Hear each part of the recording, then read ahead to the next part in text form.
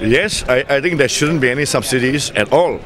I think we have been running on a subsidy mentality on water, electricity, and all of that for too long, and that's lulled us into like I say, a boiled frog syndrome. I think the government's experiment with raising the price of sugar is interesting. I think they are so successful now. They want to raise the price of sugar a bit more because sugar is not good for health anyway. And if we are raising the price of oil or water, I think we wouldn't be wasting these resources now. We are already subsidizing and we are wasting it. So there's not much appreciation, and we keep on lulling ourselves into this. Then I think that's not good. So brutal competition to a certain extent doesn't mean that people who cannot compete will be sidelined and marginalized forever. I think the government has a role to play in the social cause in this way. There must be a social net where people will be helped.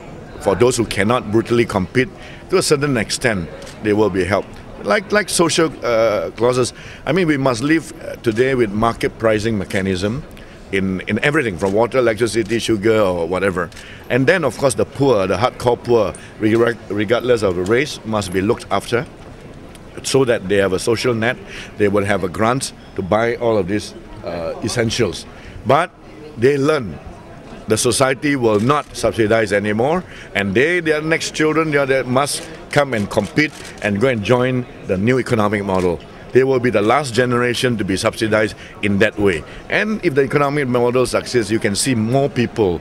It's a leaven to success. More and more people. I already told you, we can do a reverse brain drain by our program. We have already attracted CEOs from the United States, India, and China to come to this country for our 4G program. And a lot of Malaysians are coming back to work with us on the 4G spectrum, and it's causing such a buzz. You know, the My Price we launched in Las Vegas in the Condex conference has attracted Malaysians and non-Malaysians and all international, because we give $1 million US prize for the best application. It's tremendous if you look at the response and the ideas of how to move 4G from equipment, infrastructure to content. Already, some of it, I think we should patent some ideas already at this stage. It's very exciting in the world, and people get excited. Really? Are we really going to do that? So I think we should move forward in many areas like that.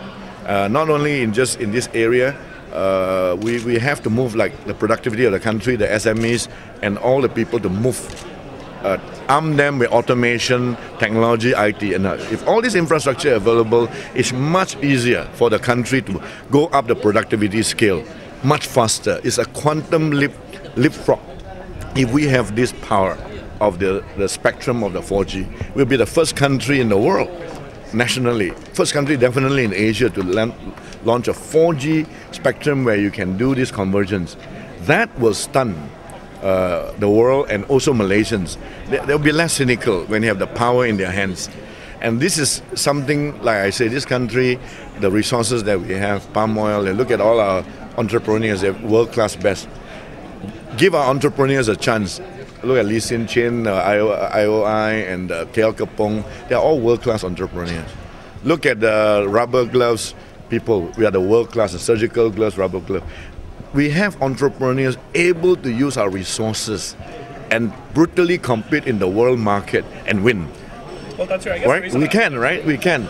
So why don't we remind ourselves we must continue to do this, right? And in a little while, 3-4 years from today, we will have shifted, a tectonic shift in our mentality, in our mindset, in the way business are done. We have no choice. I'm doing this also not because for fun. If I don't do this, my company will also not survive. There's not much new businesses to do, and if I don't arm myself with the 4G spectrum and use this technology for all my business in water, electricity, and all, including my shopping centers, if I don't have this power and employ this power to improve productivity, I myself will be spun out of the world's global economic model. So I am already doing it for my survival, not because I'm doing it for fun or more profits. I have to do it because I know and understand what is brutal competition in the world. And I'm more than confident that with the smart people, right policy. And look at us. We have the right policy. We are not the government, but we have the right policy. We can attract the world's best. So that is best done by the private sector. The government has got to do is to send a signal like the Prime Minister is sending. Malaysia is open for business. We want to be very speedy to approve all projects. Very easy to get licenses to do business in this country. If we can have this signal from the government, we are open.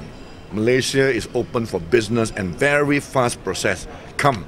And then there's a rule of law. We'll protect your investments very clearly, like Britain or Singapore or Hong Kong. If we can do just two of these things and send a strong signal, I think we're on the way.